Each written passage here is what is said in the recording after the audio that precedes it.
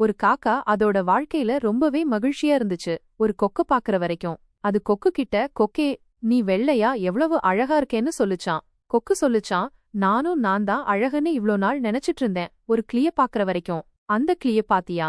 2 வண்ணங்கள்ல எவ்வளவு அழகா இருக்குன்னு சொல்லுச்சான். அந்த காக்கா கிளி கிட்ட போய் கேட்டுச்சான். அதுக்கு கிளி சொல்லுச்சான், நானும் சந்தோஷமாத்தான் இருந்தேன் மயில பாக்குற வரைக்கும். உடனே காக்கா மயில் இருக்கிற ஒரு மிருகக்காட்சி சாலைக்கு போய் பாத்துச்சான். அங்க மயில பாக்குறதுக்காக ஒரு பெரிய கூட்டமே நின்னுட்டு இருந்துச்சான். காக்கா மயில் கிட்ட சொல்லுச்சான், உன்னை பாக்குறதுக்கு தான் எத்தனை பேர் நிக்கிறாங்க, ஆனா என்னை பார்த்தாலே முகத்தை திருப்பிக்கிறாங்க.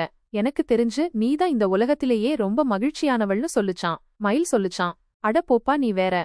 இவ்ளோ அழகா இருக்கறதுனாலதான் நான் இந்த சிறையில இருக்கேன். நம்ம ஒரு காக்காவா இருந்திருந்தா சுதந்திரமா சந்தோஷமா பறந்து ஜாலியா இருந்திருக்கலான்னு நினைப்பேன் அப்படின்னு சொல்லுச்சான். இந்த காக்காவ போல நம்மளும் எப்பவும் நம்மள மத்தவங்களோட ஒப்பிட்டு கவலைப்படுறோம். இறைவனுடைய படைப்புகள் எல்லாமே ஒவ்வொன்றும் உயர்ந்தவைதான். கடவுள் நமக்கு என்ன கொடுத்திருக்காரோ அதை மதிக்கணும், அதுக்காக சந்தோஷப்படணும்.